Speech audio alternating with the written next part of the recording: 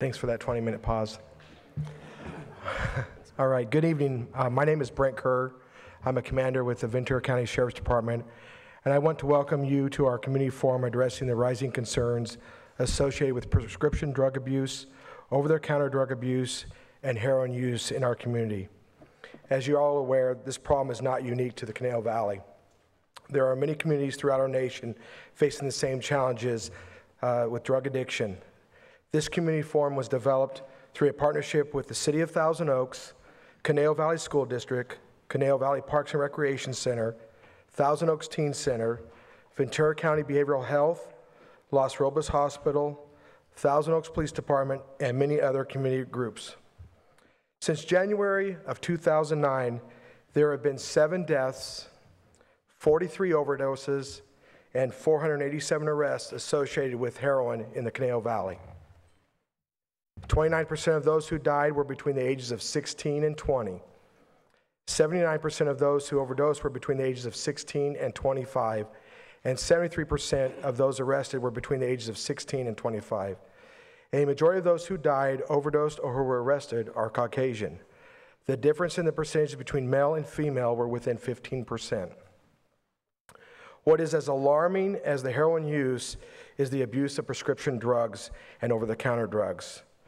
Research has shown, as well as our own narcotic unit's investigations, that prescription drug abuse is a gateway drug to heroin use. A recent study by the United States Center for Disease Control and Prevention revealed drug deaths have doubled in the last decade, and drugs now claim a life every 14 minutes. Fueling the increase in deaths and prescription pain and anxiety drugs, among the most commonly abused drugs are Oxycontin, Vicodin, Xanax, and Soma. Addiction to prescription drugs can cost twice as much as heroin addiction. Therefore, addicts are transitioning to heroin from prescription drugs at an alarming rate. The goal of this forum is to provide you information on the problem facing the Conejo Valley and make you aware of resources that can help you deal with substance abuse. We are not here to judge you as parents or children. We are not here to judge what you do or how you deal with issues in your house. We are here simply to inform you on the issues and provide you information that will help you understand how serious addiction is and avenues to help address. I know firsthand what it's like to have a person in your family that's addicted to drugs. I have a 27-year-old son, so I understand that, and I understand I've been in law enforcement for over 29 years, and I miss the symptoms that he showed. I mitigated those symptoms, and he still fights it as we talk today. It's a day-to-day issue, so I understand what you're doing. That's why I would never judge you as a parent or a friend or a cousin or an aunt or a grandparent. It's a difficult situation at your homes, and we're simply here to provide you all the resources we can to deal with this problem together, because this problem is not going away if we don't come together on it, and that's why this forum was developed through all the cooperation of everybody.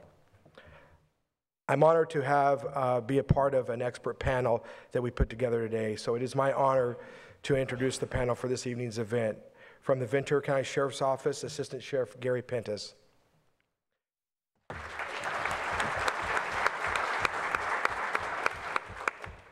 From Los Robles Hospital, Dr. Matthew Beatty. From Engage Recovery, clinical psychologist Sammy Tambura. And from the Ventura County Sheriff's Office, Sergeant Victor Fazio. In the binder that you were provided, in the blue binder, you will notice in there is a question card. I would like for you, if you have a question, to please fill it out throughout the program. I will be asking for those question cards, and our goal is to hopefully read them all. But if we don't get to yours, please put down a contact information so that we can get back to you with the question that you have. So we want to make sure that all questions are answered tonight. Does anybody have any question cards now? And I can't see, so if you're waving, there'll be spotters throughout. Okay. I want to also talk to you a little bit about the resource tables that you saw out in the foyer earlier, and also in your handout is the list of all of those resources with a little synopsis of what they provide, phone numbers, email addresses, websites. So when you take this home and look at it, maybe you'll find something that will help you with your issues, or help a friend who has issues. The Action Family Counseling is a support group for parents and their teens, which deals with teenagers, defiance, rebellion, drug, alcohol, and substance abuse. Aegis Medical System is the program, includes medical and counseling services, education, support groups, people seeking recovery from addiction. We also have the Boys and Girls Clubs of Conejo Valley and Las Virginias, offers youth development programs for ages 3 to 14. They focus on academic success, good character, citizen, and healthy lifestyles. We also have the Center for Discovery in Ocean Air. It's a residential treatment center, offers treatment options for adolescent residential care, works with families while treating children ages 7 through 17. We have a CLU Community Counseling Center. It's a private nonprofit counseling center with counseling services available to individuals of all ages, couples, and families on an individual or group basis. We also have Conejo Youth Employment. It's a free job referral service, and it helps youth ages 14 through 22. We have Engaged Psychological Services. It's an intensive outpatient program for adolescents struggling with substance abuse. We also have Interfaith Services, provides counseling, shelter treatment, and education programs. La Ventana Recovery Center offers outpatient insurance-based treatment for eating disorders and the underlying issues that correspond with this disease. NARON is a worldwide support group for those affected by addiction of a family member or friend. Narcotics Anonymous, a nonprofit for people for whom drugs have become a major problem. Members are recovering addicts who meet regularly to help each other stay clean. All ages welcome. Thousand Oaks Teen Center, available to teens living in Conejo Valley and in 7th to 12th grades for various programs. We have Ventura County Behavioral Health, provides a broad range of services for alcohol and drug-related problems. Youth Outreach Program helps at-risk teens deal with social situations, schoolwork, and family life. Outreach workers redirect teens to positive activities such as recreation, employment, or social service providers. And you may have noticed we also have an exhibit of drugs and drug paraphernalia to kind of give you a visual of what maybe things that you hopefully don't see in your house, but if you do, you know what that means and what they represent. You may have also noticed that we have a portable drug bin out there, and that is for you to drop off any over-the-counter prescription drugs that you no longer are using in your household. At this point, I'll also mention that this Saturday is called Drug Take Back Day, and in your folder, looks like this pamphlet here. It has a list of where all the stations are, that from 10 to 2 on Saturday the 28th, you can go to those locations and drop off any unused over-the-counter or prescription drugs that you don't want in your house. With that said, we will start our panel discussion, and we will start with Assistant Sheriff Gary Pentis. Good evening, everybody. I'd like to start off by saying it's not Take Back Day. The feds kind of coined that, and I think it's almost a disservice, because any day, every day can be Drug Take Back Day. Our bins are open every day, because that is one of the major access points and problems in the home, is the unneeded or unwanted or no longer going to be used prescription that we have in our homes. I hate to just have a day event, because it's any day you've got it, dump it. To start off, I'd like to say today was kind of special, because a couple hours ago we were down at the U.S. Attorney's Office, where they honored several of our narcotics detectives and our homicide detectives, and Sergeant Vic Fazio was one of the honorees for doing a heroin sales case against Mr. Tahara, who is now serving 22 plus years in federal prison. And what was especially egregious about Mr. Tahara, the case proved that he was responsible for the death of one individual in Simi Valley and the death of one of our TO people and numerous other non-lethal overdoses. And the feds have a section that we utilize where drug dealing, which causes death, and was used very effectively. So thank you for the work you guys did. You did an amazing job, and it was nice to be honored. We know we have a community safety problem in our hands. I mean, this is our 4th awareness type forum. I wanted to change up a little bit. I'm going to change things up for me, and that's one reason we invited Victor. But we need to get him promoted because he was an undercover narc for 9 years until recently. So it's the only way I could get him to come is promote him. It worked. You know, Brett talked a little about the stats. It's pretty obvious when you go from 2009 and you've made 77 opiate type arrests in the Conejo Valley, and in 2010 it goes triple-fold. You know, and then 2011 it jumps all the way up and it's hitting 217. Unusual for the area. It is evidence we have one. We all know we have one. I'm not going to spend any time on that. And we can have a positive impact on this safety problem. And I've been part of that before, so I know it works. In 2000, because of one criminal doctor, he was a dope dealer, he forgave his oath of being a physician, he caused this to occur in our Ojai Valley.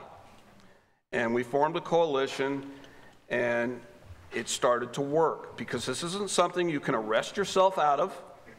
The cops arresting people isn't going to stop it. You can't treat your way out of it by having really good treatment resources. You can do the best awareness and prevention. That only has so much impact. It's everybody working together and every piece of the pie pulling on the same rope. So that's where these forums really start off, because we can have an impact. We can lower the risk and the incident rate, and eventually the cycle will turn. It starts with awareness. And Vic's here to give a lot of what it looks like, what you might find, what you might hear. I mean, we all as parents need that. And it's not too young to realize it. Because when we have a 6th grader that brings Ambien to school to sell for $5 a pop because they took it out of their parents' medicine cabinet, now that's an outlier, I'll tell you right now, but it's occurring at that age group. And we're fighting a battle. Turn on your TV. How many prescription drug commercials do we see? We're a medicated society. Medicine can be good. It's got legitimate purpose. But we're fighting a lot of battles with it. Prevention is huge. Huge proponent of prevention, and there's a lot we can do with prevention. I'll hit some points. Law enforcement, obviously we work as hard as we can with the resources we have. And we don't do our job unless we're working with the community, because that doesn't ever happen in a vacuum, no matter what we try to do in law enforcement, no matter what the subject. And treatment. People need to know when they see problems, where can they go to get help, where can they get help, where they get the answers they need. We can have an impact. The access points are huge, and it starts in the home with the prescription in our own cabinets. I went to the dentist and got a root canal, and I got a prescription for Vicodin, and it was 750 ESs, and I actually needed 2 of them. The pain was pretty bad. There was 15 in the bottle, and when we gave our first forum at Thousand Oaks High School, so I didn't want to be a total hypocrite, right? Because I still have kids in the home. And here's my Vicodin that was outdated, still my prescription. I felt, well, that was pretty stupid. Yeah, do I trust my kids? Yeah, I got a little Reganese. I mean, I trust and I verify, but still, nobody's immune to it. I got them dumped.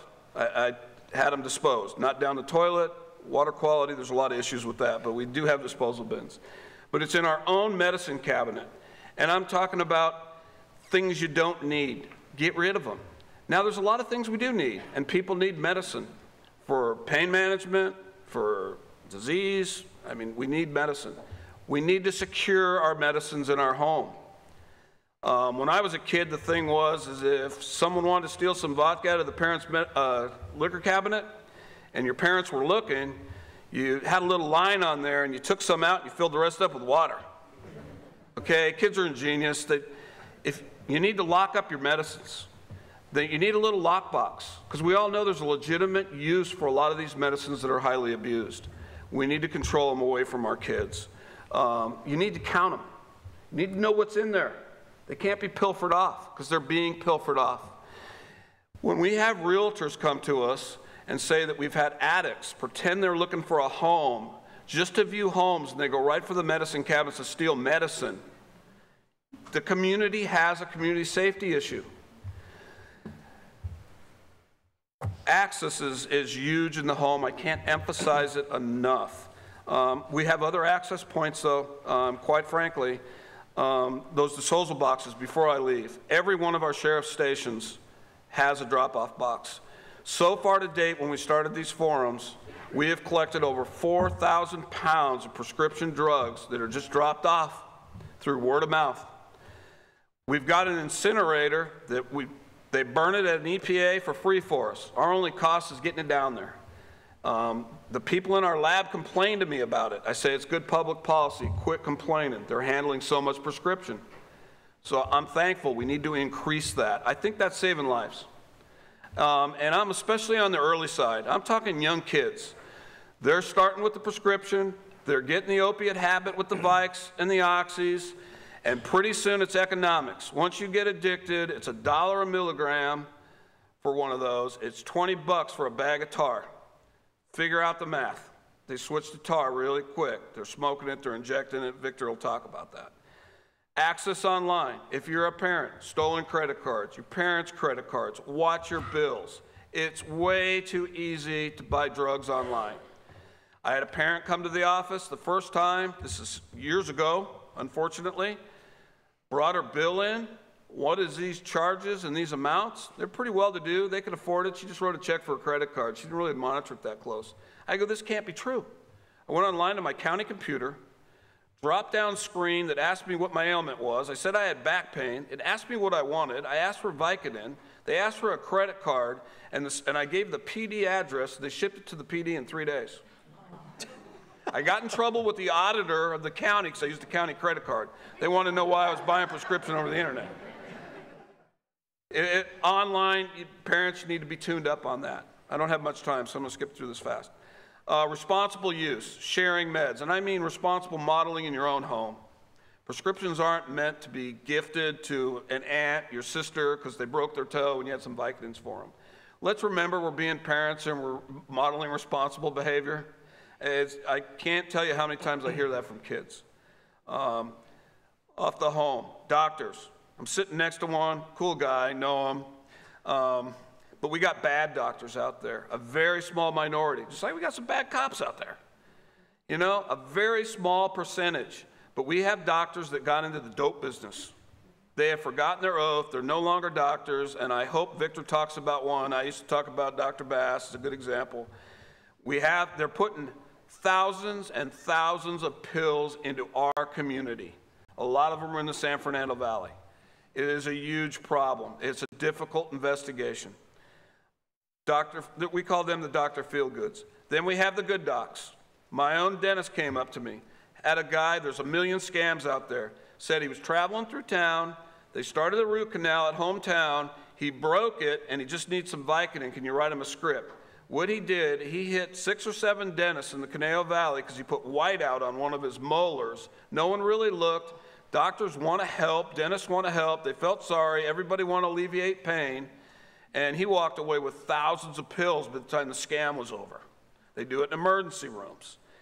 So there's good doctors that get taken by doctor shopping.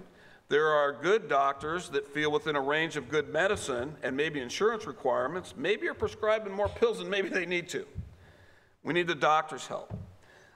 Cures reports. I'm going to go on the warpath trying to get cures reports mandatory in California. A cures report is where I want doctors to use them. They can check to see if you come in to see me and I'm a doctor, I can check to see how many doctors and where you're getting your pills. I can, as law enforcement, use the tools to see who's over-prescribing. And we use that all the time, and it's extremely helpful. We're not getting full compliance. We can really take it a next step further if we got compliance with cures reports. Social settings, parties, peer groups, at school with social groups, as parents, same old thing no matter what the subject, gang involvement, drug abuse. You got to communicate with your kids. You got to have some of those tough conversations, and it's never too early to start. Early, elementary school, It's important. It's not a topic to be afraid of. And we need to strive to do that. We also need to strive to be involved.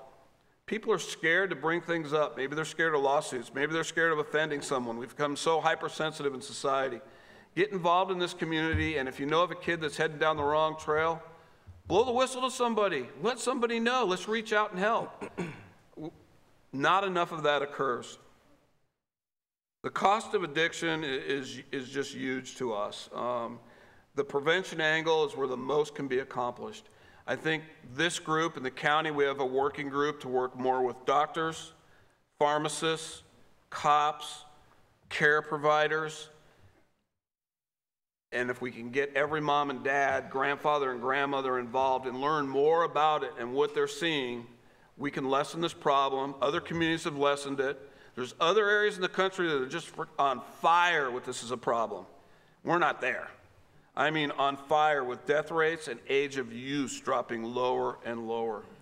So remember, the cops, we're not going to arrest our way out of this. The treatment groups can't treat their way out of it. We need to take care of the drugs we use legitimately at the home or need to get rid of. We need to be aware, and we all need to take an active part in this. And I really encourage you to bring the questions forward. I've seen more good come either outside, in here, but if you have a question, get it asked, because it's important. This should be more about a two-way communication than us spewing things out. Hopefully I didn't cut it too short, but I want to give more time to the rest of the panel. So thank you very much for your attention.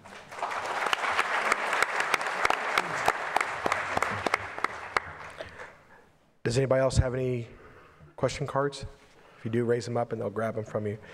Our next speaker, Dr. Beatty. Hey everyone, my name's Dr. Matthew Beatty, and I'm the Assistant Director over at Los Robles Emergency Room. I'm here to discuss one of the most startling revelations of my medical career. In 2009, 16 million Americans aged 12 and older had taken a prescription drug for recreational purposes. This group included 2.7% of 8th graders and 8% of 12th graders who had specifically abused Vicodin during that time period, according to the National Institute on Drug Abuse. What this means is that I'm part of the most prolific drug ring of the decade simply because I was trying to help people in pain. Another fact, perhaps even more startling, that I came across recently is that in about 2 years' time, drug overdoses will overtake car accidents as the most common cause of injurious death. So right after you teach your kids the value of wearing seatbelts because it can save your life, you should probably have a candid talk about drugs. This talk needs to finish up with you going to your medicine cabinet and throwing away any narcotics, because chances are that's where your kids are going to get it from. So you might ask, how are my kids getting mixed up with drugs in the first place? And the answer is gateway drugs. And the best illustration of this is going away to college. So you go to college, the weekend rolls around, somebody's got fake ID, gets beer for everybody, you get drunk, have a good time. You drink several more weekends, and you suddenly find that you're starting to get full of beer long before you get drunk. This phenomenon is called the freshman 40, where you gain 40 pounds from drinking. So you move up to wine, mixed drinks, shots, and then finally grain alcohol and crazy stuff like that. For me, this is where it was the end of the line. I went to a frat party, saw several guys bringing this stuff in from God knows where. Then I noticed several guys who were getting D's in my chemistry class, and I thought, you guys are making this stuff? No thanks. But you've now exhausted the potential of alcohol, so where do you go from here? Marijuana, of course, 0 calories, so no freshman 40, but it makes you sleepy. So now you need another drug with some pick-me-up. You crush up a friend's Ritalin so you can party all night long, and then you're hooked. You're a drug addict, and it's over. So the next question is, why do some people become drug addicts and other people can just seem to have fun? And there's several environmental factors: boredom, depression, peer pressure. But for many people, it's built into their genes. And that's why alcoholism and addiction runs in families. The way this works is certain people with these wrong genes have their brains hardwired so that they have impulse control issues. Because of this problem, they experience a great deal of tension or arousal before and during use of the drugs. We call this arousal the positive reinforcement phase or reward system of drug use. The bad part comes after you adapt to regular drug use, and then the negative reinforcement begins. Basically, at this point, you're using drugs simply to feel normal, to avoid withdrawal, and there's really no enjoyment involved at this point. So at this point, the crisis seems a little daunting, but we are fighting back, and we spoke briefly about the CURES database. This is the Controlled Substance Utilization Review and Evaluation System. It's quite a mouthful. For about 70 years, the Department of Justice was tracking prescriptions of narcotics as a mean to detect abuse. In 2008, the Attorney General finally modernized this into a database so that we can go online and track people and track their histories of drug prescriptions. As it's been modernized, it's widely used to detect doctor shopping and excessive prescribing for both patients, pharmacies, and physicians, and essentially acting as drug dealers. The positive results are these growing numbers of high-profile cases involving discipline or even criminal prosecution of these doctors and pharmacies. But now let's focus a little back closer to home. And I've got some stats here at Los Robles and with our EMS system here, which is the ambulance system. At Los Robles, our cases have been increasing steadily over the years as well. In 2010, we had 198 ambulance calls, with a similar number in 2011 for just overdoses of all sorts. In 2012, the number appears to be going up. So far this year, 117 overdose calls have come across the radio. During this year, we've also had another 73 ambulance calls for less severe patients who were intoxicated but still coming to the hospital. In 2010, we broke down further numbers, and that included heroin overdoses. There were 25 across all age ranges. Not all of these end up going to the police, but many of them do. And from ages 1 to 26, we had 182 overdose visits. This includes people who just pull up to the front door, and that's why that number is a little bit higher. That's just ages under 26. The second to last thing I like to tell about is the story that got me started along this line, the beginning of my training. It was Christmas Eve. I was a resident on my trauma rotation, and the team got a call over the radio about a 16-year-old that had been involved in a car accident. He came into the ER. We took him to the CAT scanner. We found out during this time that he had been at a pill-popping party, and he had crashed his SUV into a tree on the way home. At this point, his parents came in along with the neurosurgeon, and this is kind of how the conversation went. He said, "Hi, I'm Dr. Beatty. Are you Josh's parents?" To which they responded, "Yes." And I said, "Josh has been in a horrible car accident tonight. He was at a party with some friends. You know, they were mixing up some pills, and he unfortunately made the decision to drive home that night. He hit a tree, he crashed through the windshield, and his head slammed into that tree afterwards. And he sustained massive brain trauma." Our neurosurgeon came in at that point and informed me and the parents that Josh was brain dead, and there was no meaningful hope for recovery. And his parents obviously began crying. And then the conversation gets worse at this point. It's the law in New York and California that you have to ask on organ donation as well. And so at this point, we had to ask him and say, if you're willing, some small bit of good can be taken away from this. If you have the courage, we can harvest Josh's organs, and he may be able to save some lives despite this horrible thing that's happened tonight. They said yes, And on Christmas morning, our team took him to the operating room. We cut him open. We took out all his organs. And on Christmas morning, he died. I don't tell everyone this story at these things just to scare them.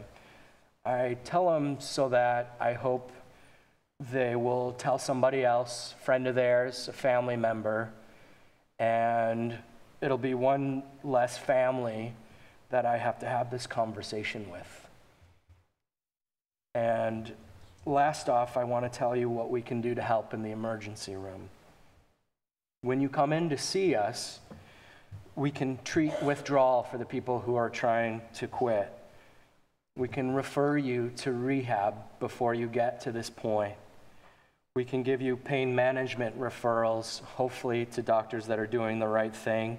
And a good sign that you're with a good pain management doctor is that every day you go in to see him, he's trying to reduce the number of drugs you're on. He's trying to get you these alternative therapies. Somebody's telling you need acupuncture or Eastern medicine, it doesn't mean he's a quack. It means he cares about you. He's trying to get you off of drugs.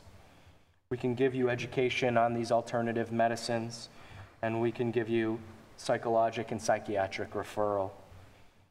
Thanks to all of you for your time, and if any of you are dealing with this, good luck.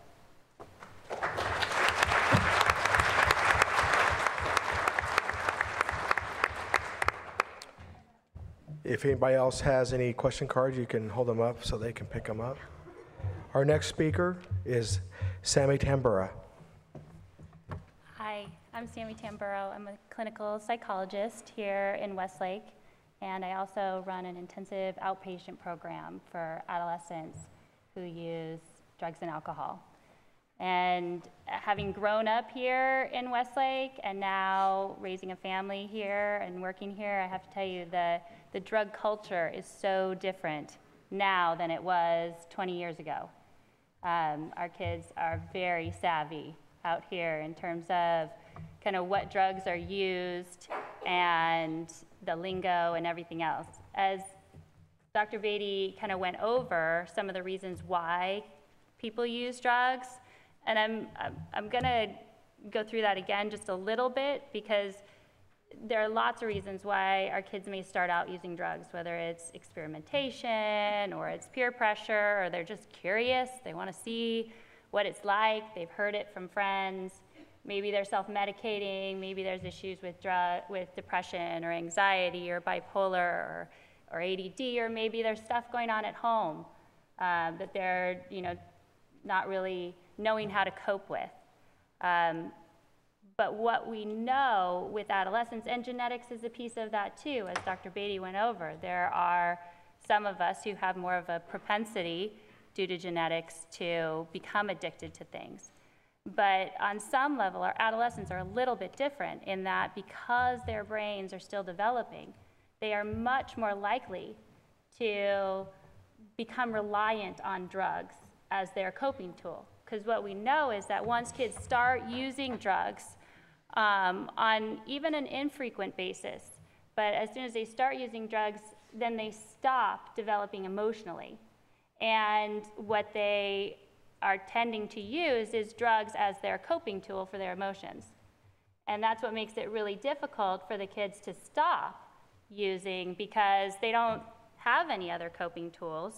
And so when they stop using, their emotions are flooding them and they're like, I don't want to feel this anymore. I'm just going to go back to using because that was so much easier. But while they're using, they don't need any other coping tools because that'll take the pain away, the sadness away, whatever they're feeling away pretty quickly. So I think for our adolescents, that makes drug use a very scary place. They used to just say that, we used to guess that drugs and alcohol would change an adolescent's brain. And now with all the brain scans and studies that are being done on the medical side, we now know that teens who are using drugs and alcohol at young ages really actually do change their brain. And they change the limbic system, which controls emotional activity. They do permanent brain damage that could lead to decreased ability to solve problems, difficulty remembering things, difficulty retrieving information, and that's with alcohol, not let alone all of the other drugs that our kids are using. So I was going to go over some of the signs of drug use. And again, as I'm talking, unfortunately, I kind of have to talk in generalities. And every kid is different, every household is different, every situation is a little bit different. So, please, if you have questions, there are a lot of us out there who are happy to speak more specifically to you, myself and my colleagues, as well as, all the other vendors out there. So, please know that this is in general. But a lot of the signs of drug use, what's hard is in adolescence, kids are changing so much. And so sometimes I'll hear a parent say, well, is this just normal adolescence, or is this, is there something going on here that I should be worried about? And I think my response typically is, it never hurts to check it out. If you question it, check it out. So any type of change in your kid, whether that's change in grades, a drop in grades, a change in friend group, a change in appearance, or kind of a drastic change in what they like, dropping out of activities, finding no interest in things, aggression, not wanting to be a part of kind of the family system or activities, loss of jobs, being caught in lies. Any of those changes could indicate that there's something going on with your kid. It may or may not be drug use. It could be that they're struggling with something at school, or they're going through their own depression or whatever it is. But again, it never hurts to check it out. The other thing that I wanted to go over today is kind of tools for how to help your kid or prevent your kid from getting to that place of use. And if there was a how-to guide in terms of a foolproof way to stop our kids from even going close to any sort of drugs and alcohol, as parents, I know we'd all be buying them up. I wish there was that. But all we can do is kind of do our best to kind of keep up with our kids and get involved with what they're doing. Get to know their friends.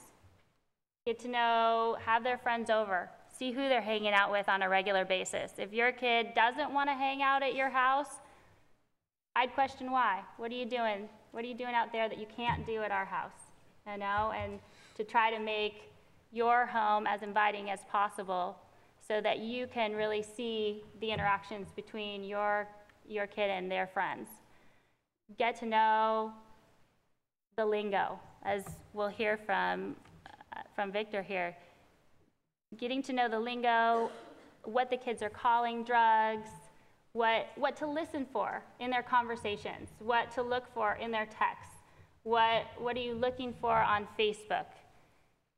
Hopefully all of you are friends with your kids. For the adolescents out there, I'm sorry I'm saying this, but hopefully all of you are friends with your kids on their Facebook accounts, and that you regularly go on them and look and see what their activity is.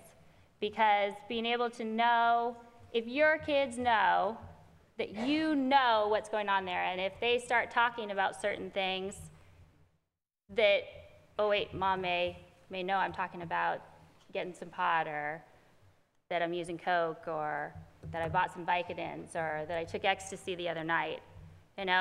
Anything we can do to kind of get our kids worried that we might find out, the better off we are.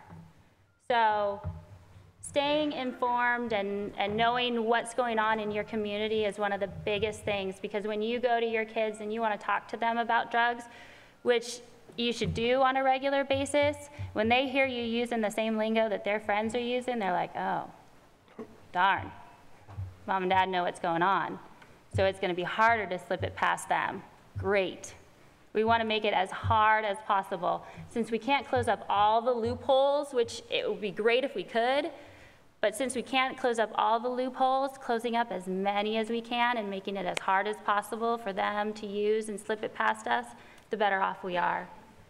So, getting involved with your kids, as we said, but keeping them involved in some type of extracurricular activities or involved, it doesn't have to be sports or drama or anything, you know, like that. It could be involved in a church or involved in volunteering, or just so they're getting interactions with other adults, and they're getting that positive.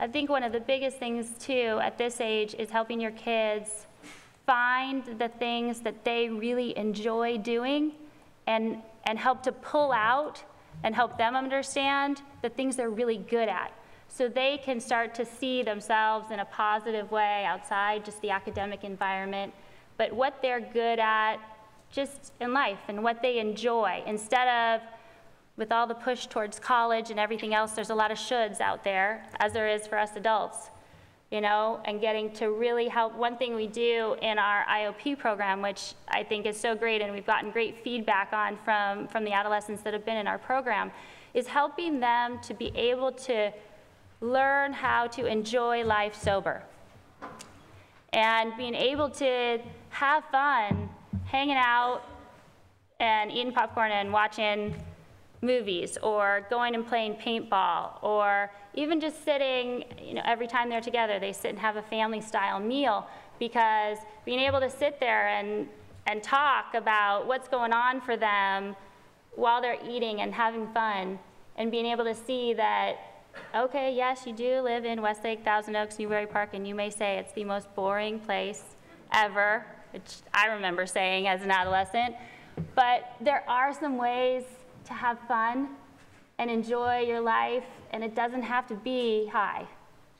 And so, you know, I think as parents, if we can help them to be able to connect to life and enjoy life sober and find the things that they enjoy and help keep them stimulated and involved in those things, then our kids are better off as well. So I think remembering that your kids care about what you think, as much as they may pretend like they don't, they care about what you think, and giving them as much, you know, positive and time to connect as possible is also, you know, a beneficial place for them. So I think I'll pass it off to Victor here and let you get some of the specifics about seeing the drugs and what they're called, and if anyone has any questions, please feel free to find me out in the foyer after.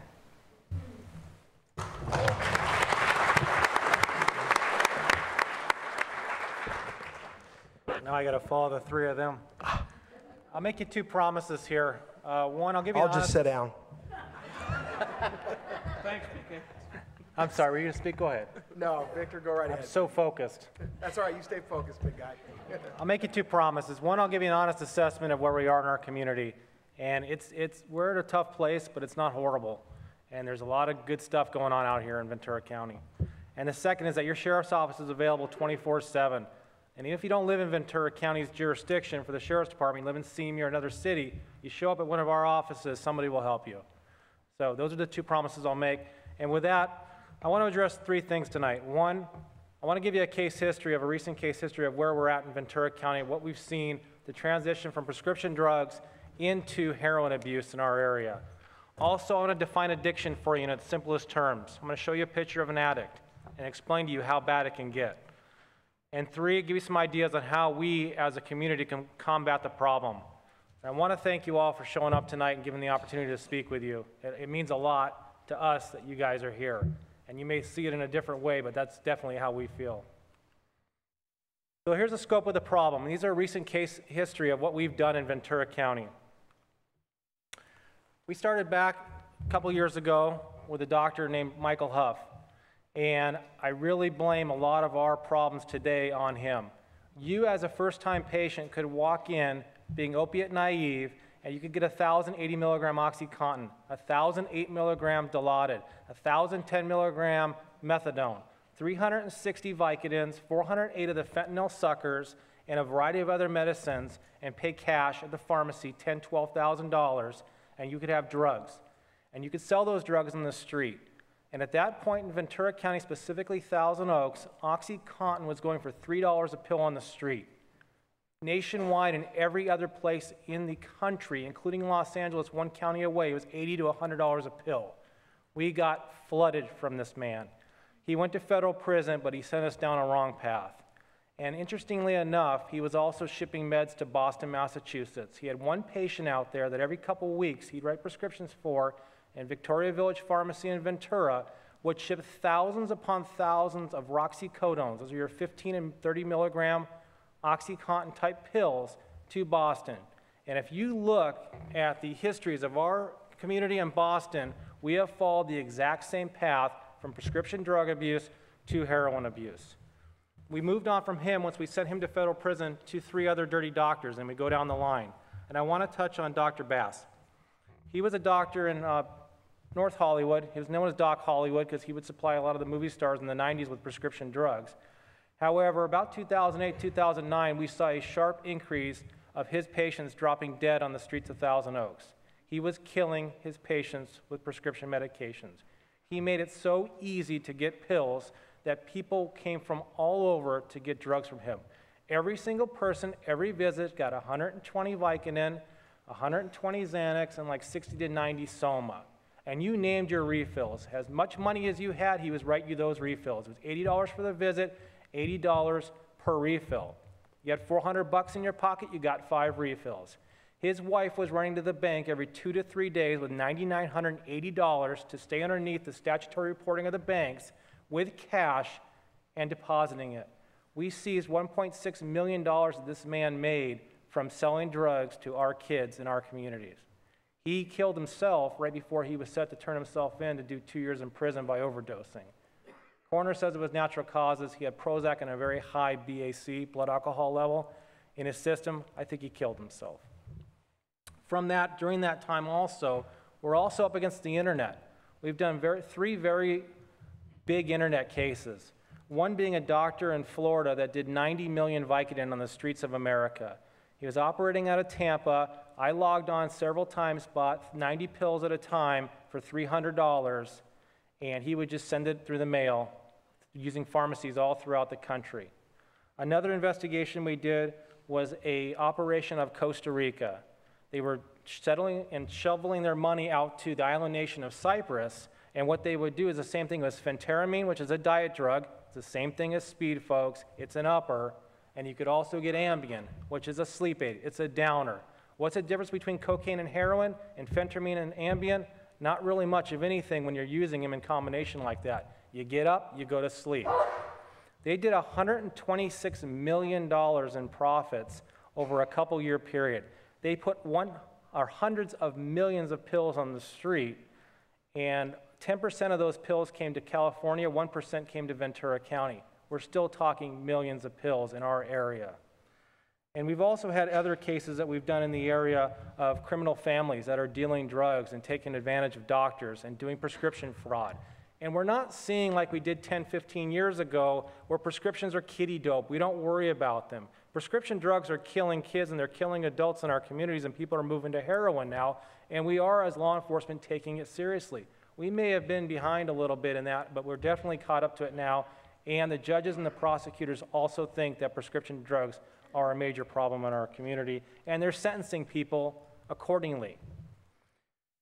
And just go online, you can buy anything. Go to Alibaba.com when you get home. See what you can buy. It's all coming out of China. It's pretty simple. The feds in LA just broke up a huge ring that they were selling ecstasy and all sorts of other stuff from numerous websites throughout the country. Okay, here's what an addict looks like. This is an old picture. I apologize for the David Cassidy look to it, but I haven't found one that's better. This guy didn't get hurt and then get pills. He did these things to himself to go to an emergency room and get drugs. He took his eye out, folks. That's what prescription drug and heroin addiction looks like. Continued use despite harm. People will do things to themselves, intentionally break bones to get drugs. And when people aren't feeding their kids to get drugs, or they're driving intoxicated and taking risk-taking behavior, that's what addiction is. So when somebody says, what's addiction? It's continued use despite harm. It's not when you get hurt and you get a prescription for 30 Vicodin, you take them through a couple-week period and you withdraw when you come off of them. That's because you had an opiate tolerance. That happens to anybody. You're going to feel sick for a couple of days. You have to wean yourself off of them, and you'll be fine. That's tolerance and dependence. It's not addiction. This is addiction, and it's not too hard to get to this level. And why do all people use drugs? It's greed. So in another case, $288,000 in a trash bag. There are millions of dollars that are made off drug sales. And the doc talked about this, recreation, farming. Kids go to parties, they all are told to bring a handful of drugs from their parents' medicine cabinet. Don't check what it is. It can be heart medicine or it can be OxyContin. Throw them in a bowl, you come in, you take a couple pills, you take them some alcohol, and you see what happens, and it's fun to see how people react. People die every day in this country from this phenomenon. And check it out online. It happens everywhere. Okay, we talked about Dr. Bass a little bit, and the main thing about him was he was very prolific in his writing for prescriptions. When we served the search warrant at his office, we got there about 9 o'clock in the morning. He opened up at 9, so we may have got there 15 minutes earlier. He had a line around the block waiting to get in. It was unbelievable. And the unbelievable thing about it was the same patients that a couple years earlier had been seeing Dr. Huff. We just followed the patients to find the dirty doctors. And hopefully we've put an end to some of that because we're not seeing a new dirty doctor pop up like we had with these main players. But the line was phenomenal. The people would go in and they'd wait for hours sometimes because he would spend 15, 20 minutes sometimes with his patients just talking with them, but he also was armed with a handgun. And he said he had to protect himself from his patients. I mean, that's not good medicine. He was in for lack of a better term, he was in a crappy little office in North Hollywood, and this was before we searched. I mean, how do you do medicine in there? And if you can see, there's a little chair in the background there, I think it's right in the next one, that people would sit in, and he would just talk to you. And you talk to him, you tell him you got problems, and he'd write you a prescription for it. He was making so much money, but here's the thing, he was also a drug addict himself. I've never investigated a doctor who hasn't had a drug problem himself. Dr. Huff said everybody should be on Prozac. They should call it vitamin P and put it in the water. Those were his exact words. Dr. Bass was taking Vicodin. Dr. Huff was too, but they were popping Vicodin because he was an alcoholic and he didn't want to come to work drunk, so he would take his Vicodin pills before he'd work. That's not good medicine. It happens, but it's such a small amount that it's not alarming that we look at all the doctors, right? But if you have one bad doc, look at the amount of pills that Huff put on the street. Same thing with Dr. Bass. They flooded our communities with prescription drugs.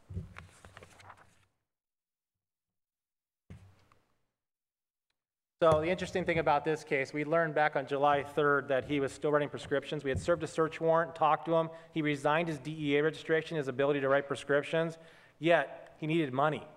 I don't know why, because we ended up seizing like over $1 million, like I said, but he was backdating prescriptions prior to his DEA resignation, and we ended up arresting him at that time and put him out of business for good. Another thing that we're very, very proactive is child endangerment. And we definitely take these cases seriously. Whenever we can put a child abuse case on, we will. This is a Santa Barbara case. It's still our area. But this was a floor. This was a drug addict. She was a methadone addict and a methamphetamine addict. This is a floor in her motel room. They had an 11-year-old disabled daughter that was getting medications. The parents were taking that medication, not giving it to the child, and selling it for other drugs, and also abusing the drugs that the daughter was getting. Continued use despite harm. That's why it's so hard to fight these things. This stuff was just on the floor. I mean, look at all the stuff that was recovered.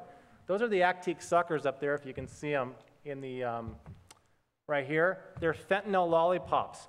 Fentanyl is 4,000 to 10,000 times stronger than morphine. It's dosed out in microgram levels because it's so powerful. China white heroin, you ever heard of that? That's what fentanyl is. They sell this stuff on lollipops for pain patients. Do you think that's a problem? That's why I want to talk to you in a little bit here. How do we combat the problem? To me, that seems like a marketing tool. And at the same time, we need to recognize the cultural trends. Listen to the music. Go on YouTube. Type in purple drink when you get home. Promethazine with codeine. It's a cough syrup. Pour it in a styrofoam cup about a third full. Fill the rest up with 7-Up or Sprite. Drop in a purple Jolly Rancher.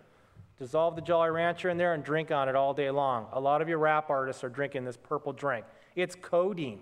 It's an opiate. It's no different than heroin or oxycodone or hydrocodone, any of the opiates out there, and it's in all of our kids' music that they listen to. They sing about this stuff constantly.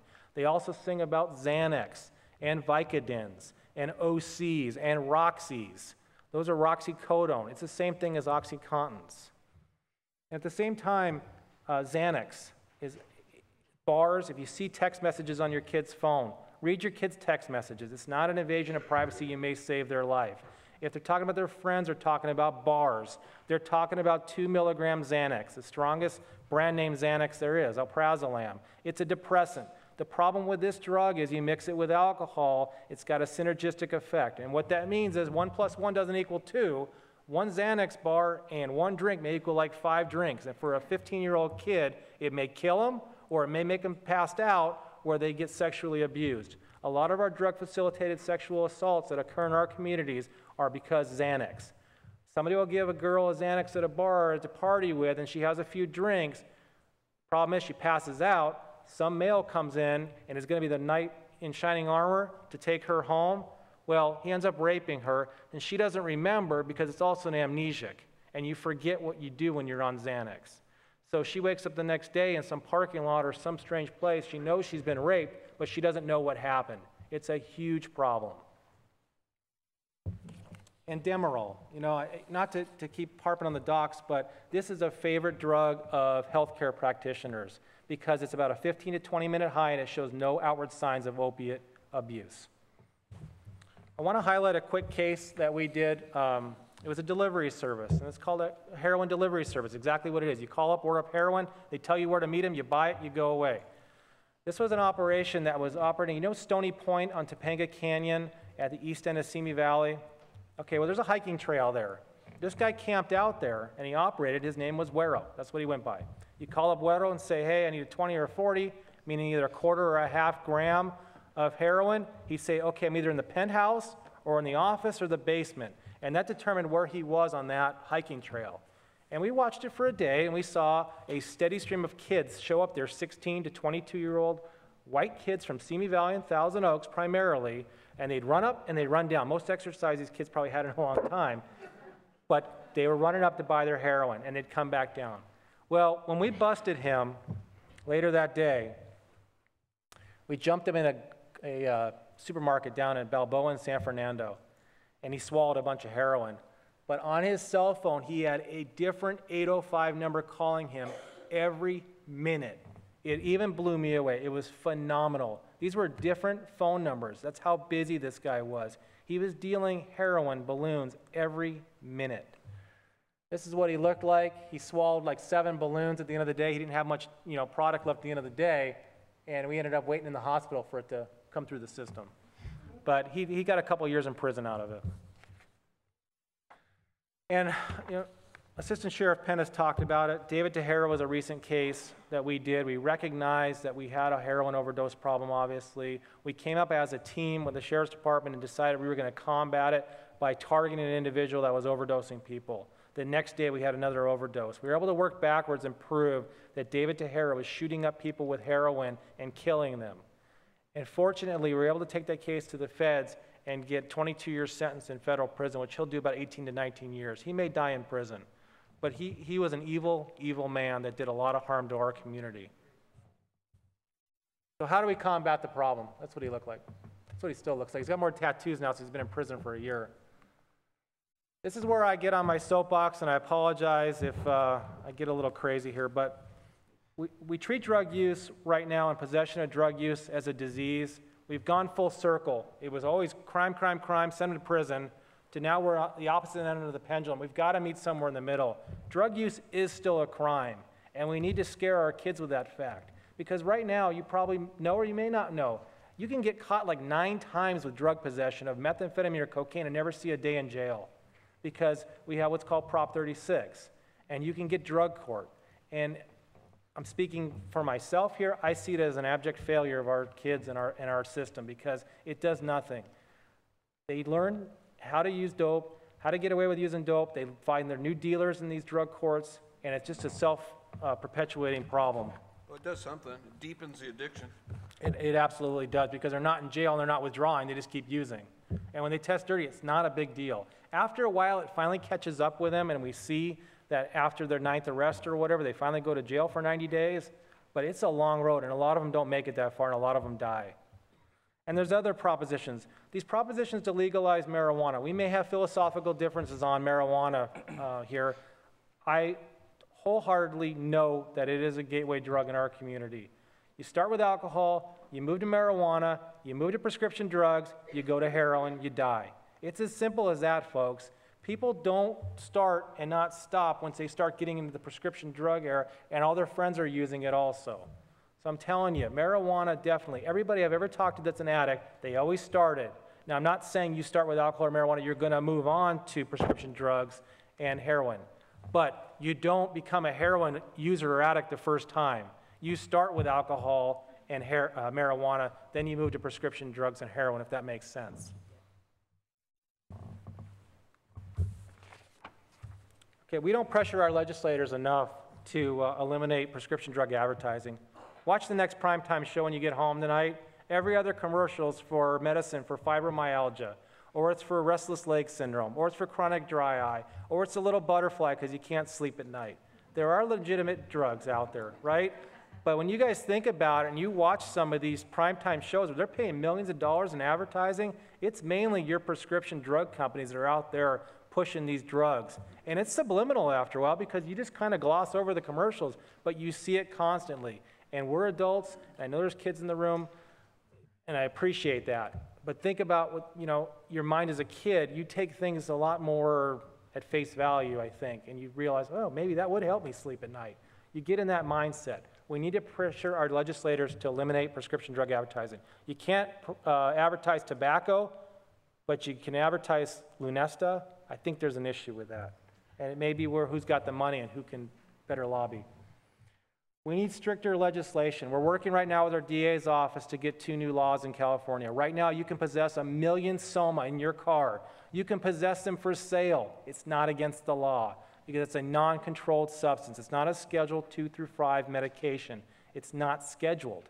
It's a prescription drug. There's no law prohibiting it, the possession or the possession for sale of that drug. The sale of that drug is illegal, but the possession or possession for sale is not. And that's a loophole in our system. And at the same time, we want to get a triad where we can have it like a 5, 7, or 9-year enhancement, or even up to a 15-year enhancement. When you deal drugs and somebody dies, you go to prison for 15 years. Want to tell them about the effect of Soma and Vicodin? Sure. Soma and OxyContin, or Soma and Vicodin mixed together, is no different than a heroin-type high. And it's really, really dangerous because Soma's a depressant, and your heroin or your OxyContin, your Vicodin is a depressant, and it'll shut your heart down, it'll shut your respirations down to 2 to 3 a minute, and you're not going to sustain life, and you're not going to know that you're not going to wake up.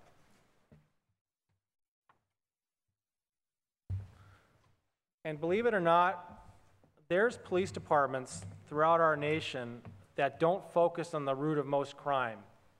As a sheriff's office, we do. And we realize that drug use and abuse and sales is a huge problem in our community. And we have, 20 narcotics officers? More than that. We have quite a few in a task force in our community that work strictly narcotics cases. There are other agencies in our near jurisdictions that don't have narcotics units. They put all their efforts into petty thefts, vehicle burglaries, identity theft, but those are all causes from drug use and drug abuse because it costs a lot to be a drug addict, and people commit crimes so they can buy drugs. And I think, just to pat ourselves on the back with the sheriff's office, we do a good job on that. We focus on drug abuse in our communities.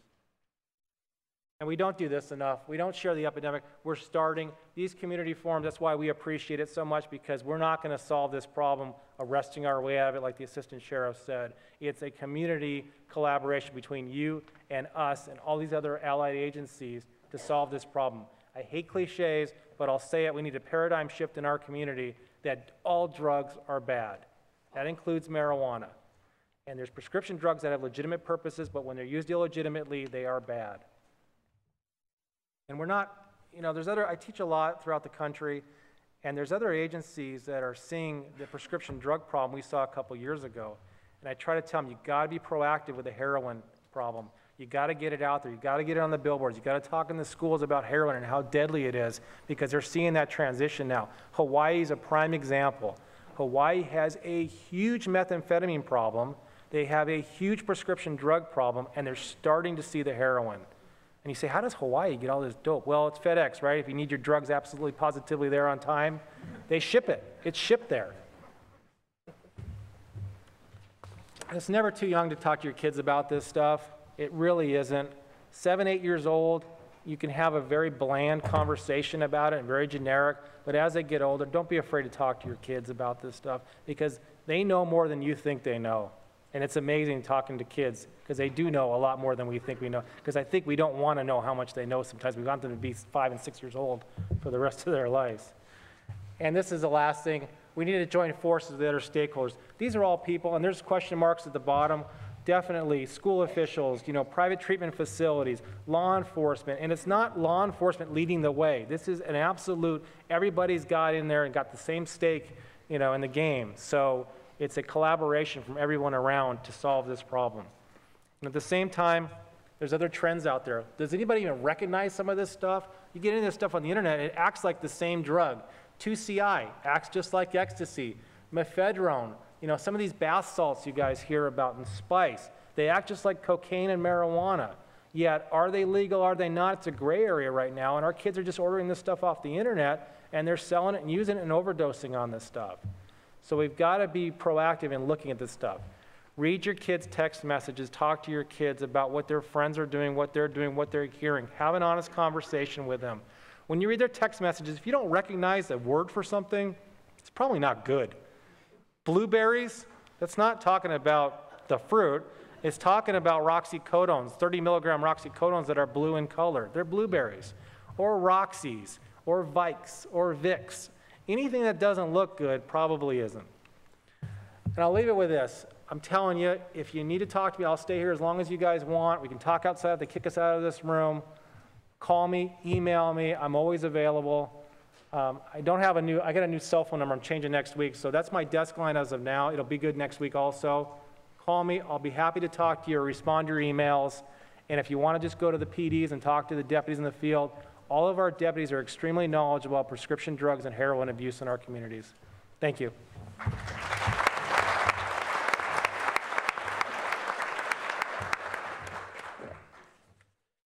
Are there any more question cards out there?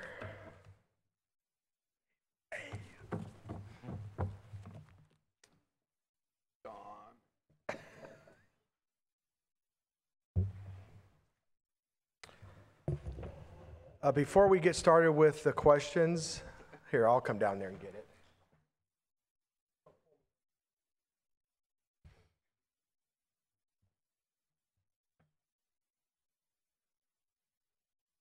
Before we get started reading the question cards, I want to give a round of applause to the panel. They did a great job.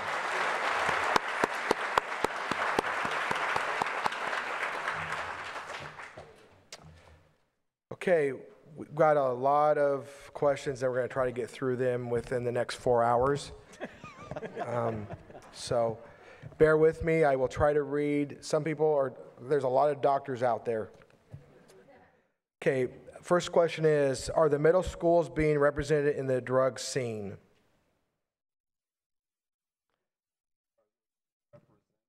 That's what it says, in the drug scene.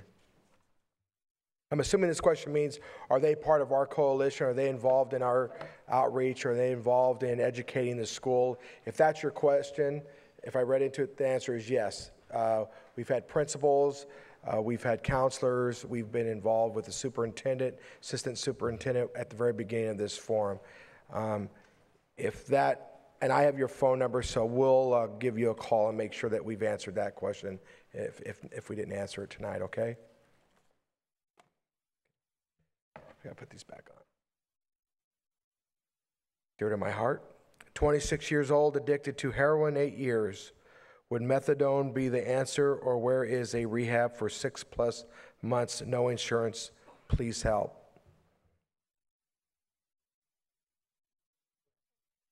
We're lucky in terms of living out here in Southern California. We have a lot of options for our kids. And so at 26 years old, depending upon what he's using, methadone is an option, and that is something to be looked into.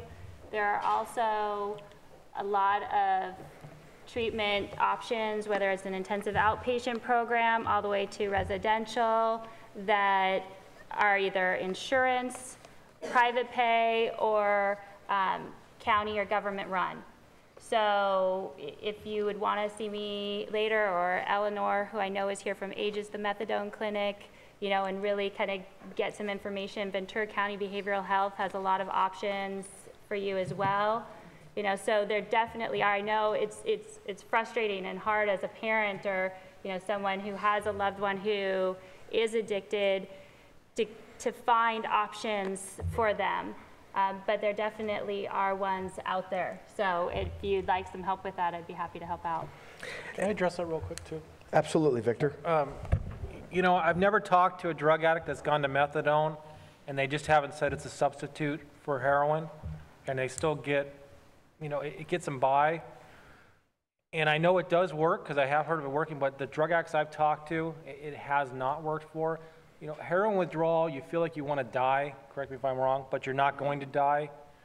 There are options out there. It may be the first step, but it's not a lifetime solution to it. And I know that these folks don't think that either, but it may be the next step to get somebody off of heroin. But there are associated problems with methadone also. People get it on the street, and the problem with methadone is the half-life is so long. 7 to 10 days, it's still breaking down in your system. You try to get high off of it, you may not. You start taking more and more pills of it because you're supplementing your methadone you're getting from the clinic, and people drop dead 7 days later from methadone use. Anna Nicole Smith is a prime example of that. So yeah. It is an example. It is out there. It is a solution. You just got to be extremely careful with it. Correct? Oh, absolutely. Okay. I just wanted to add that we just signed an MOA with a group at UCLA Medical Center to go into an experimental trial out of our jail on a new trial medicine that doesn't have the half-life or any addiction properties of methadone, and it seems to be extremely hopeful substance. Seems like a breakthrough, and we were happy that we're the one place in the United States that got accepted to give it a shot. And that's going to start in 3 months. It really seemed hopeful that there might be a medicine out there that isn't the next abusable medicine like methadone can turn into. A person wrote this to remind me, please mention the survey in the packet. There is a survey in the packet. If you can fill it out tonight, or if you can go online. But more importantly than as important as the survey is, there's a lot of community members that will be in the resource area that you can go speak to one-on-one about the hazards of addiction. I know a lot of you probably in the audience haven't had a chance to go through the pamphlet, and I understand that. Our hope is we'll answer some of the questions, but there's a lot of websites in that packet that will lead you down a path with behavioral health, or other websites that will hopefully answer your questions. But if they do not answer your question, you can get a hold of any of us, and we'll try to lead you to the right place, because our goal is to have an outreach to you to get resources to help you in your special needs on dealing with this addiction. Is the pill and heroin issue here in California a problem in other states as well? I could say yes, because I saw it on a news article where they showed all these high-profile 4.0 students in the Midwest, in the Northeast, in the Southeast, in these big communities, small communities, different dynamics, were dying of heroin use. So this is not as I said earlier, this is not a Conejo Valley, this is not a Ventura County, this is not a California. This is a nationwide problem, and the issue is how are people dealing with it. And I like to think that Ventura County hopefully will have a model approach to it that other people can follow, because we've had such a good collaboration with all the stakeholders within our community. It says, and this was good because I just heard about this tonight by our assistant sheriff. What's going on with hand sanitizer and kids drinking it? Same signs as alcohol.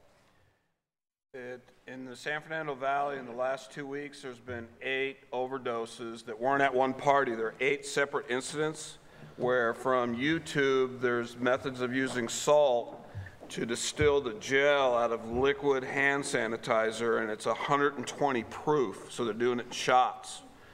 So, I mean, kids developing frontal lobes, 15 years old, I mean, who knows what's next, but it's scary because it wasn't an event at one party that infected 8 kids, and that's just in one section of the valley, and that's just in the last 8 days. So we're worried of these trends that go out there, and people are already on the news having public service announcements that don't buy the liquid hand, use the gel type 'cause it's harder to distill because they're afraid of the fat. It's, alcohol is a very toxic substance, and when it's kind of crazy, but yeah, that's right off the presses kind of thing. Okay, the next question is, can you tell why some people can use prescription drugs without the consequences of addiction? Doctor? It's kind of what I touched on before. You know, it has a lot to do with how your brain is wired, your genetics, that sort of thing. And what they find is that people have deficiencies of certain neurotransmitters in their brain. And some people can go on medications, you know, your Prozac and things like that. But as both of us kind of touched on, there's, you know, some people medicate with alcohol. That's all it does is bring these neurotransmitters that make you and me feel normal up to the normal level. A lot of people make the mistake of treating the whole field of psychiatry and addiction as this kind of taboo thing. Like I'll ask people their medical history. Do you have any medical problems?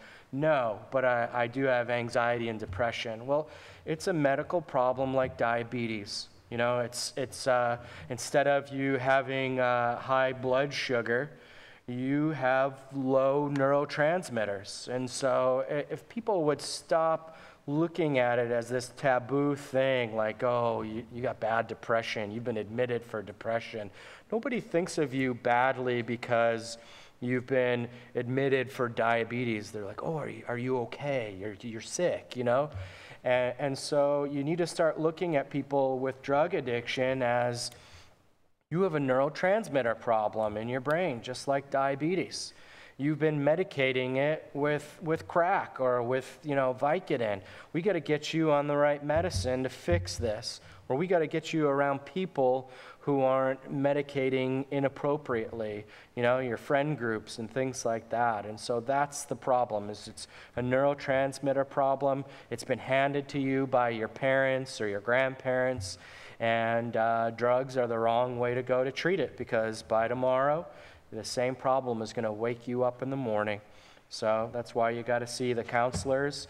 You got to get on medications. My wife's a psychiatrist. You go, and the other things, you go to the gym. You get on a good diet. That gets your neurotransmitters up on the way to normal as well. And so there's ways to fix this. But it's not easy. Sometimes you got to do all three, and that kind of stinks. You know, a good diet, I got to work out, I got to go to see the therapist, sometimes to start every week, and I got to be on 3 different psych meds. I mean, that's a tough one to sell, and especially when all they have to do is, I could take some Vicodin every day, and so it even makes me feel better. And so it's a long road. It's hard to drag someone out of it, especially if they're a couple years in. Can I add something to that? I think too. Would you tell her no? I'm not going to tell her no. I think that the other piece, to add on to that is, because I think some people say, oh, well, it's not, there isn't addiction in my genes, there isn't all these other added things, and they kind of rest on that, knowing, well, I can't become addicted, or I can't, have an issue with that. And so, on some level, I want to put out there that nobody intends to become addicted to things. And, sometimes life is catching us at a bad time. Maybe we're struggling with other things and we happen to have that root canal, and we take a little of the extra Vicodin and we're like, wow, I have, I've been really struggling, and now I feel better. Like, I want to keep feeling better, you know? And so, you know, sometimes, and with as potent and as strong as some of these drugs are, sometimes enough use and we don't have a choice but to become addicted over time because of physiologically how they affect our body. Would you agree with that? Yeah, and here's the thing with drugs, right? If you have pain and you take pain medicine, the drug attacks the pain first. If you keep taking the drug when you don't have pain, you get euphoria. And that's where the problem comes. You start taking the drug for the euphoric effects, not for the pain relief effects. And another thing about some of your opiates is you can increase your opiates 50% every 24 to 48 hours. We had one guy in the Dr. Huff case who was taking 125 80 milligram oxys a day. It was the highest in the nation. And he survived taking those. And he got ramped up to that within like a couple-week period. This isn't go home and try this, guys, but it can happen. You can increase your doses. If you're tolerant enough to take 2 pills today, well, tomorrow you can take 3, then 4.5, then 7, then 10, then 15. Then you can see how quick you can ramp that up. If I'm saying anything correct me, but being around prescription drugs for so long and doing cases with them, and then numerous doctors I've talked to, that's their concern is you can take these opiates higher levels. I buy into there's genetic predisposition for addiction. I do buy into that. There's something else. It's 33 years as a cop. If you don't believe you have addictive personality, we all know when you do or you don't, whether you collect cars or whatever it is. When you don't, my experience, some of these drugs are so strong that you can still become addicted. And I want to be really clear on that. There's no safety zone that I can handle this. There are high achievers out there that can and perform while being addicts, but the majority of us can't, and I don't think there's any safe zone with your personality or you have good genes so I can abuse drugs. So I just hope that didn't get out there. Next question is, was the forum advertised by the school district? How do we get the general public with kids to attend forums? To answer the first part of that question, yes. As a matter of fact, I believe the school districts may have even put out a telephone. I know they did when we did Westlake, Thousand Oaks, and Newberry Park.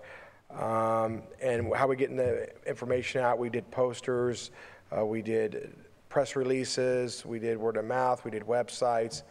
But on your survey, if you've got other suggestions or you've got some connections that we can get the word out even more, we're open, because it's a partnership with you guys.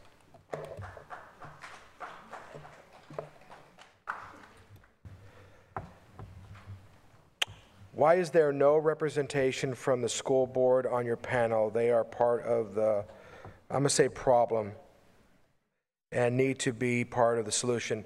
The school board, the school district is part of the solution. They may not be on the panel, but they've been in our stakeholder meetings on our strategies to deal with this, and they're on board with us. I sit on a standing policy committee that we meet every month, and the superintendent of schools for the whole county, along with some of the individual districts, are active partners, and probably even some of our schools that were more likely to stay in denial for reputation or tuition, because this bridges into private, have really come on board, which has really been hopeful to me. The panel, I don't know, maybe we've never invited a school expert up here. That's probably a good idea, because I bet parents have a lot of questions about how things are handled on campus. I know that one of the principal from Thousand Oaks attended the one at TO, and they did field questions about how they handle things on campus, and I saw there was a real value to that. So I agree with you, and it's probably an important component, and that's how we reach our kids. They spend a lot of time at school. More time there than at home sometimes. So. For Dr. Beatty, do you believe, this is what they said. Do you He wrote this one? Yeah. You can tell. Because I can't read it now. Do you believe there is any connection between putting young children on prescription meds and them using later illegal drugs or abusing others or their prescription drugs as teens? Glad you got that question. Well, I'm glad that was to you. I'll just say yes. Is that good? No, I'm just kidding. So it can. I think we touched on that tonight, that a lot of the drugs out there are kind of pharmaceutical grade drugs that people abuse. I think I illustrated that at one point when I talked about the abuse of Ritalin, which when I was going through school, even in med school, I'd see these guys who are crushing me on tests. I'd be like, I drink a whole pot of coffee. How did you stay up later than me, or that sort of thing, and study harder? And they're just like, oh, I just bummed a few of my buddies Ritalin, or that sort of thing. And so it's it goes the wrong way all the time. Again, there are people who emerge unscathed from it. They're successful doctors now and things like that. But I got to imagine the younger you start with these drugs, and if you're okay with Ritalin from age 12, if you are taking Ritalin and you know that it's kind of speed, and you see a friend of yours doing speed, it's probably not going to phase you a whole lot. And you're like, oh yeah, I've been using Ritalin. It's kind of a lot like speed, and so it's I don't know the actual numbers. If you're using Ritalin at age 12, you're twice as likely to end up a drug addict. But based on that genetic component I was telling you about, we know their neurotransmitters are off if they were being given those drugs appropriately. Based on that, yeah, they're more likely to get into drugs. It's not because of the drugs necessarily, but I gotta imagine even if you started out pretty normal, your comfort level with drugs, being on drugs, changing your emotions with drugs, it's there. It's a higher risk. And I talk to people every day in my practice where I'm like, your kid's got a broken arm. Do you want Tylenol and codeine, or would you rather stay away from it? Because I know when I was a kid, I broke my femur and my humerus, and that's my arm. And and the other one your leg. Yeah, the other one's my leg. And my parents were like, here's some Tylenol. Go sit on the couch and watch cartoons. And I got to admit, part of the reason I'm here is I'm disappointed at how much of a pill society we are. You broke your arm, you need a splint. You don't need Vicodin. It's the crutches. My wife's a psychiatrist. This is part of my living. And I'm happy when someone says, oh, going to the gym and working out and chatting with a counselor is just as good as the drugs. I'm gonna go do that, and you can keep your drugs.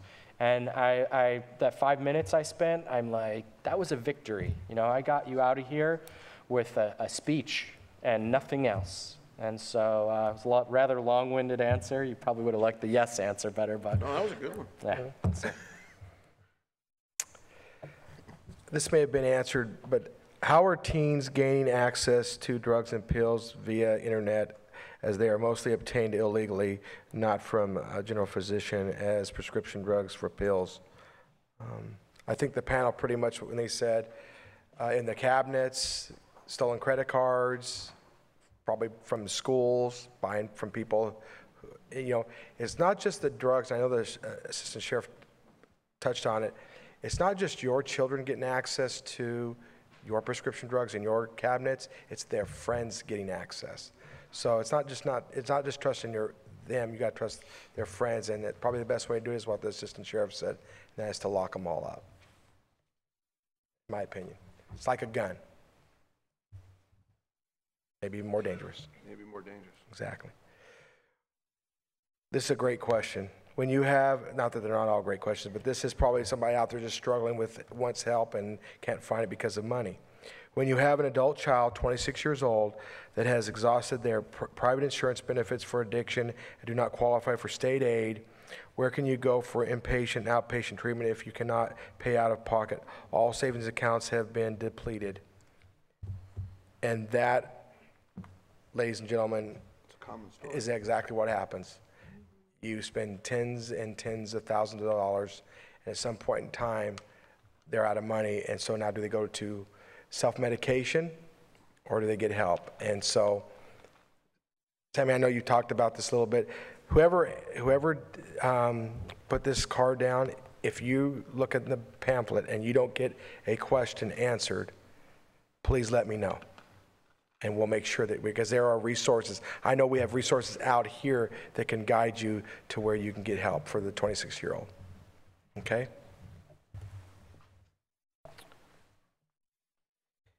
Is oxycodone in the same family of drugs as heroin? What do you think? You learned something. With dual diagnosis, can it be that a person started out having drug addictions and that the effects of the drugs can cause mental illness later? I'm sorry. It's basically, I think what they're saying is if they were, if a person was dual diagnosed and then they started using drugs, could that create the mental illness later? I think whenever I'm kind of trying to figure out what's going on with someone, hopefully this will answer your question. It's a little bit backwards way to answer it, but whenever someone comes to me and we're trying to figure out kind of what's going on and what they're struggling with, essentially we really have to get rid of the drug use and get them sober and then see what we have after that, because when someone is using, it definitely changes the way they present to you and what's going on with them. So I think, getting someone clean and then being able to know what they're struggling with is important. Can drug use cause mental illness? Yes, in some cases it definitely can, where, smoking pot can kind of prompt a schizophrenia or something like that. So, absolutely, it can go both ways, where the mental illness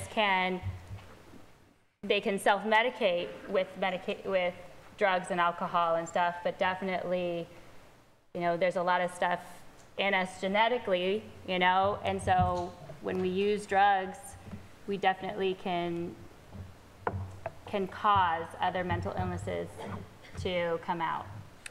Especially at a young age. I mean, why do you think rental car companies don't rent cars to you till you're 25? It's one, because you're a better driver, but also your brain's developed later on in life. We're seeing a lot with some of our homicide suspects that later on in life are committing homicides. They had a lot of marijuana use between 14 and 18. And it causes schizophrenia later on in life, and it's leading to homicidal tendencies. And that's why I think, we talk about prescription drugs and we talk about heroin and all these other things, and definitely, as the panel has stated, the gateway drugs on some level. I think I hear parents a lot in my office say, oh, but they're only using pot.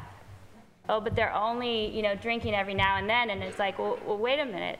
Those drugs can do just as much damage and permanent damage to, especially an adolescent's brain that is developing. As you all are hearing, most brains aren't fully developed until they're 25. So it definitely changes their own maturation. Let alone the fact that most kids don't go to prescription drugs first.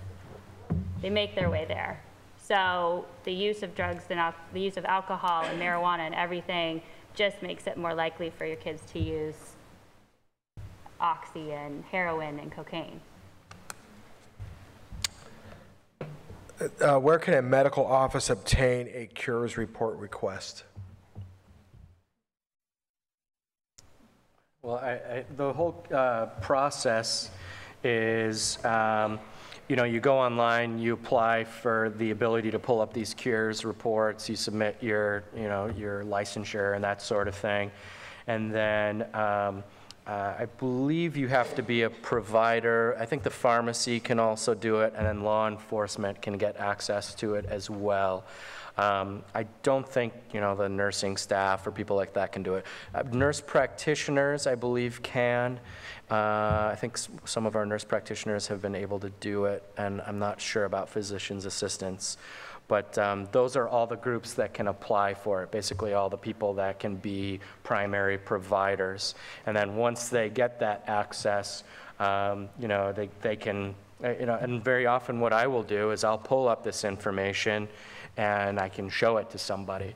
And that's been a very effective thing when you pull it up and someone's coming in to abuse things, and you walk in with that sheet, and you're just like, you know, I believe that you're in pain, but I've got some bad news. The Department of Justice is tracking you, and here's all the things. This is where you got your prescriptions yesterday, and the day before, and the day before, so I'm really sorry. I can only give you Tylenol today. And so the medical offices can get access to this through, you know, whoever's running the office. And also, again, some of those physician extenders, I believe, can also get access. And so hopefully that answers your question. Just Google California Department of Justice cures, and it'll give you the website for it. Or if you need a phone number, just get with me after. I'll give you the phone number just to call directly up there. They can walk you through it. It's a simple process. We as law enforcement have access. They as docs have access. We use it all the time, and it's very, very effective. I didn't count them all, but I probably have about 12 more questions. It's 8:35, and we'll be here all night if you want, because that's what we're here for, is for you. But I know that there's the resource tables and everything outside as well, and they'll probably stay here as long as you're here as well. So I'm gonna leave it up to the audience. Do you want me to do some more of the questions, or do you want to go out and speak with some people one-on-one? Out? Okay. Perfect. Thank you very much.